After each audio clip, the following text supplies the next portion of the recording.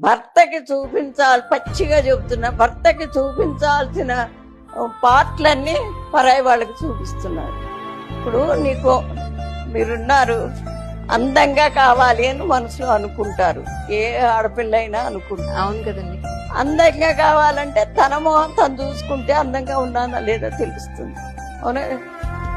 ఎవరో చూడటానికి ఆ అందం వెనకాల. ఇప్పుడు నిన్న ఈ పూజకు వచ్చినప్పుడు కరెక్ట్గా జాకెట్ ఈ బట్ట అంచు దాకా ఉండి ఎవరు చూడటానికి తనకు అనిపిస్తుందా?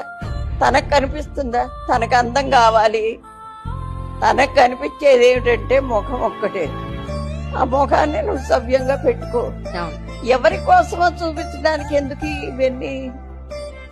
అది అట్లాంటిదే కానీ నిజంగా చెప్తున్నానండి, పచ్చిగా చెప్పాలి అంటే పెళ్ళైన ఏ మగవాడికి ఏ ఆడపిల్లకి అసలు వెనక ఉండే అంతటి ఎమోషన్లు అసలు ఉన్నాయా? లేవండి అస్సలు. ఈ లోపలే అందరూ హాయ్ అని చేతి పట్టుకునిట్టాడు. అసలు పరాయి మగవాడి చెయ్యి తగలటం ఏంటి? నువ్వెంతో పవిత్రంగా ఉన్నప్పుడు అది ఎందుకు?